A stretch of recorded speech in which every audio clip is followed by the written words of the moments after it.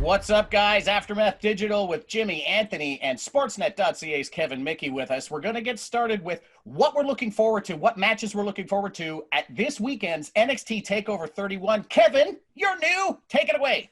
All right, well, I'll take the top billing then, I suppose.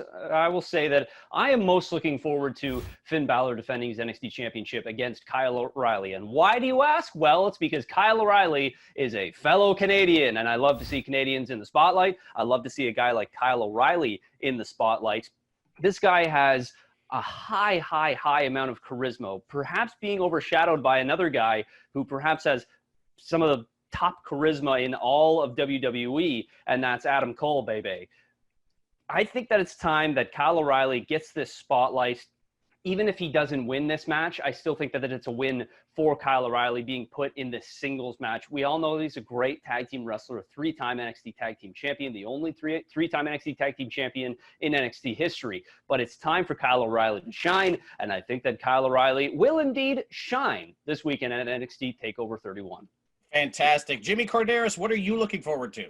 Yeah, this is interesting. I'm looking forward to my old pal Johnny Gargano taking on Damian Priest for the North American Championship. This is a very interesting matchup because as someone who is, I don't want to say I've followed Johnny Gargano's career, but I've known him for a long time and I've watched a lot of his matches, and he just gets better and better. And we've talked about this before, where guys don't seem to find their groove until they start getting into their middle 30s and they start to get it, as we say. Johnny Gargano gets it. And I think this is going to be an interesting matchup, you know, the size difference. And you talk about, Kevin talked about Finn Balor and Kyle O'Reilly having a great match, and I think they will. This one here has the potential to be a master storytelling match, if that makes sense. Absolutely. Anthony Corelli, what do you got? I'm actually looking forward to the main event as well with Kyle O'Reilly and Finn Balor. Kyle caught my attention, God, last year at some point. I love that MMA pro wrestling hybrid, and he's obviously a very good grappler. And in the beginning, I thought he doesn't have that. He's not muscle bound and doesn't have that look that, you know, someone like Vince would really like. But his work rate just speaks for itself, and you can't help but respect the way he works. And it's kind of like he quietly got to this spot, you know, without drawing all this big attention and having all this controversial stuff. He just kept working and was just all of a sudden, boom, he's in the main event and he's going for the NXT Championship. And I think it's awesome. They're both not big guys.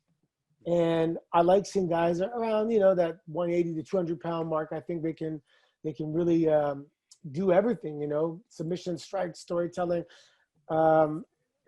It's just great. If you're an up-and-coming young professional wrestler, watch this match. It's going to be an education.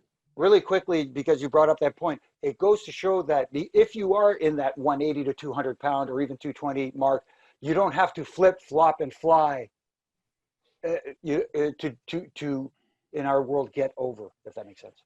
Not at all. It's funny that Anthony said that he's quietly gotten there, because Kyle O'Reilly really reminds me of Dean Malenko, who was another quiet guy, and his ability is off the charts. I think Kyle O'Reilly, who has had great facial expressions when needed, like when the Undisputed Era is on the mat or he can't believe he didn't get a pin, I think his facials are great, but he is a heck of a wrestler. I got to say that I am really looking forward to Kushida defeating Velveteen Dream. It is time for Kushida to get a big win.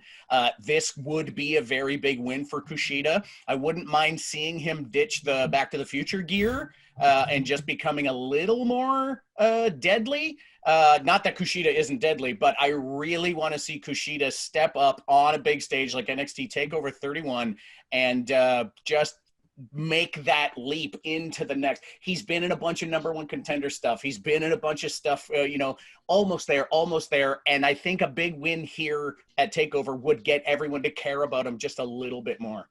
Yeah, he seems like he's like the favorite guy of everybody in NXT. They're fans of him.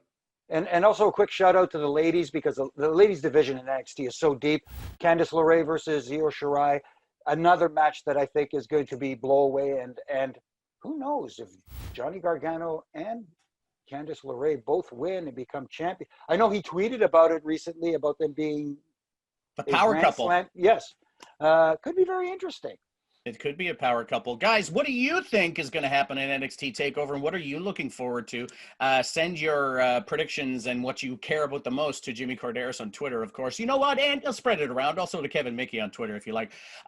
Stick around, though. We've got one more segment for Aftermath Digital, and we're going to talk about the upcoming WWE Draft. Stay tuned.